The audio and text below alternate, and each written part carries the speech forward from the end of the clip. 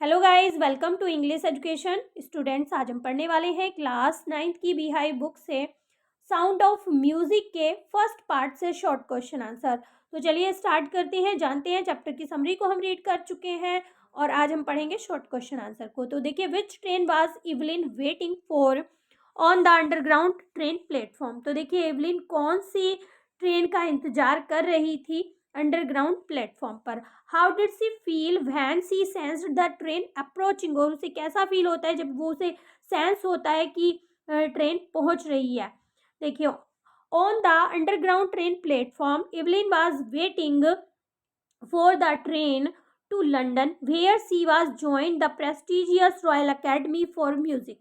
तो देखिए, ये जो ट्रेन थी अंडरग्राउंड प्लेटफॉर्म पर, इसका इवलिन इंतजार कर रही थी लंदन जाने के लिए, जहां पर उसे एक बहुत ही जाने माने रॉयल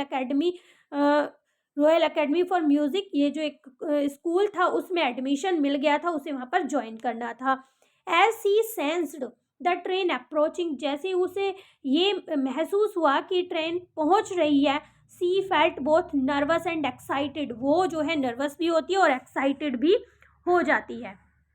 तो देखिए, नेक्स्ट क्वेश्चन है, how old was Evelyn when she went to the Royal Academy of Music, why was she nervous on her way to academy. तो देखिए, इवलिन कितने साल की थी जब उसने रॉयल अकेडमी ऑफ म्यूजिक को ज्वाइन किया था, वहां पर गई थी। व्हाई वाज सी नर्वस, वो नर्वस क्यों थी जब वो रास्ते में जा रही थी अकेडमी में। तो देखिए, Evelyn was only 17 years of age, Evelyn की उम्र केवल 17 साल थी। When she went to Royal Academy of Music, जब वो रॉयल अकेडमी ऑफ म्यूजिक गई तो वो 17 ईयर्स की थी।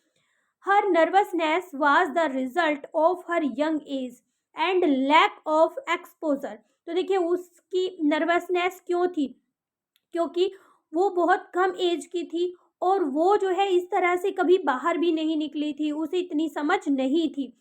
Coming from a farmland in Scotland, वो स्कॉटलैंड से आई थी।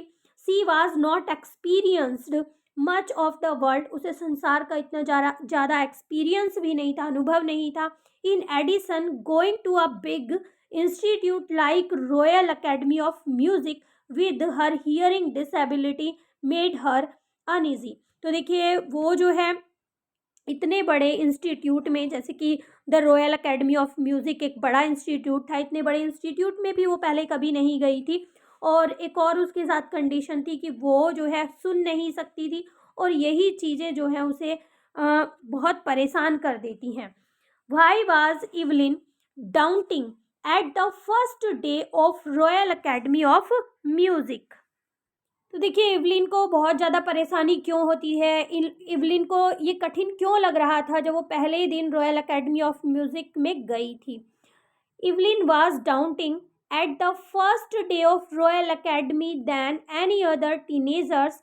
तो देखिए, वो जो है दूसरे जो टीनेजर्स थे, जो the Royal Academy of music में जा रहे थे, उस स्कूल में एडमिशन उन्होंने ली थी, तो उनसे ज़्यादा परेशान थी पहले दिन Evelyn, because she was from Scotland, क्योंकि वो एक तो स्कॉटलैंड से थी, which was more of farms and country side and she had not seen fast life before. तो देखिए, वो जो एक कंट्री साइड एरिया से आती थी, यानी कि रूरल एरिया से बिलोंग करती थी, और उसने जो है जीवन को इतना तेज पहले कभी नहीं देखा था। Why did Evelyn world become colourless, Evelyn का जो संसार था वो कलरलेस कैसे हो गया था, क्यों हो गया था। When Evelyn discovered that she could not hear and she would be sent a school for deaf children and for the she would be sent a school of deaf children and for the she would be not treated as a normal child. तो देखिए, यहाँ पर ये एक line repeat हो रही है। तो देखिए, जब इवलिन को ये पता चलता है कि वो अब सुन नहीं सकती है और उसे एक ऐसे स्कूल में भेजा जाएगा जो डीफ चिल्ड्रंस के लिए, बहरे बच्चों के लिए है, और वो जो है सी वुड, हाँ, उसे एक बहरे बच्चों के स्कूल में भेजा जाएगा और उसे ऐसे, उसके साथ ऐसे नॉर्मल बच्चे की तरह बिहेव नहीं किया जाएगा, नॉर्मल बच्चे की तरह उसे ट्रीट नहीं किया जाएगा। हर वर्ल्ड बिकम कलरलेस, ये सुनकर, ये समझकर जो इवलिन थी उसका पूरा संसार कलरलेस हो गया था। Everything suddenly look black, explain it. तो देखिए ये जो लाइन दी गई है इसे हमें एक्सप्लेन करना है। Evelyn had uttered this sentence. तो ये जो सेंटेंस है ये इवलिन के द्वारा ही बोला जाता है। When we suddenly get a bad news, जब हमें एक ये बुरी खबर मिलती है, a news which is unexpected, और ऐसी न्यूज़ मिलती है जिसकी किसी को आशा ही नहीं थी। The world around us immediately turns back. तो देखिए तभी जो पूरा संसार है आसपास का वो ब्लैक हो जाता है। Similarly when Evelyn goat the news, बिल्कुल वैसे ही जब इवलिन को ये पता चलता है हर परमानेंट डीफनेस की वो पूरी तरह से बहरी हो चुकी है, her world everything suddenly turns black. तो देखिए उसका जो संसार था, हर एक जो चीज़ थी वो उसके लिए उसे ब्लैक नज़र आने लगी थी। Why did the man with long beard give Evelyn troubles. तो देखिए जो लंबी दाढ़ी वाले लोग हुआ करते थे वो इवलिन को परेशानी क्यों देते थे, क्या कारण था ऐसा।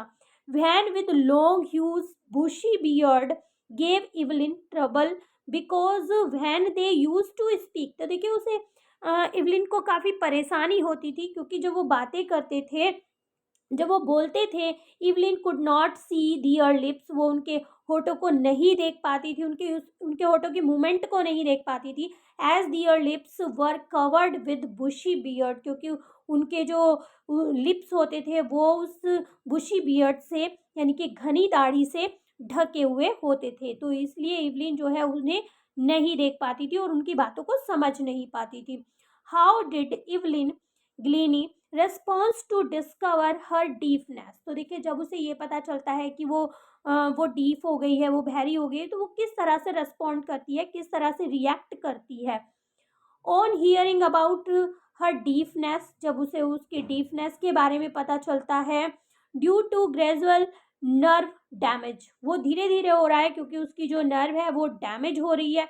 Evelyn Glennie instead of giving up, अब इवलिन जो होती है वो गिव अप नहीं करती है, हार नहीं मानती है, बल्कि decide to lead a normal life like other children, वो दूसरे बच्चों की तरह एक नॉर्मल जीवन जीने का निश्चय करती है।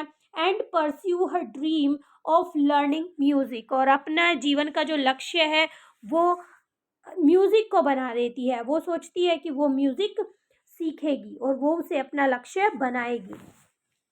How did Evelyn's teacher respond when she expressed her desire to play the xylophone. तो देखिए इवलिन के जो टीचर थे वो किस तरह से रिएक्ट करते हैं, रिस्पॉन्ड करते हैं, किस तरह से बिहेव करते हैं जब वो ये इच्छा जाहिर करती है कि उसे जिलोफोन बजाना है।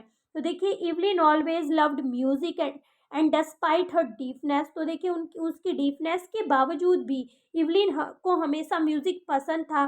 सी express a desire to play the xylophone when she saw another girl playing it. तो देखिए जब इवलिन दूसरी लड़की को जिलोफोन को बजाते हुए देखती है तो वो अपनी इच्छा जाहिर करती है कि उसे भी ये जिलोफोन बजाना है। But her teacher felt that she would not be able to play it, लेकिन उसके टीचर को ये महसूस होता है कि वो उसे नहीं बजा सकती, वो इस लायक नहीं है। It because of her impaired hearing and they discourage हर, क्योंकि वो जो है ये समझते थे कि वो सुन नहीं सकती है और इस तरह से वो उसे डिस्करेज करते हैं, हतोत्साहित करते हैं। Who wiped Evelyn to continue with music, what did he do and say. तो देखिए इसमें क्वेश्चन पूछा गया है कि कौन कंटिन्यू कराता है, कौन सिखाता है इवलिन को म्यूजिक के बारे में, कौन मदद करता है। What did he do and से, उसने क्या किया और क्या कहा। तो देखिए इट वाज रोन फोर्ब्स उनके एक टीचर थे। तो देखिए the percussionist who encourage and help, जो उसे एनकरेज करते हैं, उत्साहित करते हैं और उसकी मदद भी करते हैं Evelyn to continue with music, जिससे कि वो म्यूजिक को सीख सके। While her teacher discouraged her, जबकि उसके जो दूसरे टीचर थे उन्होंने उसे डिस्करेज किया था। He notice her potential and decide to develop it. तो देखिए यहाँ पर जो रॉन फोर्ब्स थे ना, उन्होंने उसकी इच्छा को भाप लिया था, उन्होंने समझ लिया था कि वो उसके अंदर ये शक्ति है कि वो इस म्यूज़िक को सीख सके और वो जो है उसकी मदद करते हैं। He told Evelyn to train different part of her body to sense musical notes. तो देखिए वो जो है इवलिन से कहते हैं, उसे ट्रेन करते हैं कि वो अपनी बॉडी के अलग अलग पार्ट से म्यूजिकल नोट को सेंस कर सके। He turn to drums with different note to make her sense higher ones through the upper part of her body and the lower ones throw down her waist. तो देखिए यहाँ पर वो क्या करते हैं, वो 2 ड्रम लेते हैं, दोनों को बजाते हैं, दोनों की जो नोट्स होती है, साउंड होती है, वो अलग अलग होती है। और वो क्या कहते हैं, जिसकी हायर है, जिसकी साउंड हाई है, उसे वो अपनी बॉडी के अपर पार्ट से सेंस करे और जिसकी साउंड कम है उसे वो लोअर पार्ट से सेंस करे। ये उसे समझाया जाता है। How did Evelyn open her mind and body to musical sound and vibration. तो किस तरह से इवलिन अपने माइंड को और अपनी बॉडी को खोलती है उस साउंड को फील करने के लिए और उस वाइब्रेशन को फील करने के लिए। As the guided by Ron Forbes, Evelyn learn to music through different part of the body other than her ears. तो देखिए जैसे उसे गाइड किया गया है ना रॉन फोर्ब्स के द्वारा, तो इवलिन ने म्यूजिक को अलग अलग पार्ट से, अपनी बॉडी के अलग अलग पार्ट से सुनने की कोशिश की। मतलब कानों को तो उसने छोड़ दिया, कान तो उसके काम करते ही नहीं है, तो अलग अलग बॉडी पार्ट से उसने उन्हें सुनने की कोशिश की। Her mind and body were sensitised to notice and differentiate various sound and vibration of music. तो देखिए उसने जो है अपने बॉडी को और अपने माइंड को संवेदनशील बनाया, जिससे कि वो जो है डिफरेंस कर सके, वो जो साउंड आ रही थी उसमें और वाइब्रेशन में अलग अलग वो जो है डिफरेंस कर सके, उन्हें समझ सके। सी compensated for the loss of hearing with his awakened and sharpened sense in other part of her body। तो देखिए उसने जो है उसका जो लॉस था ना, लॉस ऑफ हियरिंग, ये कमी थी ना उसमें कि वो सुन नहीं सकती थी, तो उसने अपनी बॉडी के दूसरे पार्ट से इसकी भरपाई की। यानी कि जो उसके बॉडी के अलग पार्ट थे ना, वो उनसे सुनने का काम करने लगी थी। This awaken and sharpened sense in other part of her body. तो देखिए उसने अपनी बॉडी के अलग पार्ट, जो दूसरे पार्ट से, उन्हें जागृत किया, उन्हें तेज किया और उन्हीं से अपने कानों का काम वो करने लगी थी। तो देखिए इस तरह से आपके सभी क्वेश्चंस होते हैं कंप्लीट। आई होप सभी आपको अच्छे से समझ में आ गए होंगे। अगर वीडियोस आपको अच्छी लगती हैं तो एक लाइक ज़रूर किया करें। चैनल पर अगर आप पहली बार आए हैं तो चैनल को सब्सक्राइब कर सकते हैं। साथ में ही आपको सभी जो वीडियोस हैं आपकी क्लास से रिलेटेड, उनका लिंक आपको डिस्क्रिप्शन बॉक्स में मिलेगा। और यहाँ पर अगर आप क्वेश्चन आंसर भी लिखना चाहते हैं, नोट करना चाहते हैं, तो उनकी PDF का लिंक भी आपको मिलने वाला है। तो मिलते हैं अपने नेक्स्ट टॉपिक में, तब तक के लिए bye bye and take care.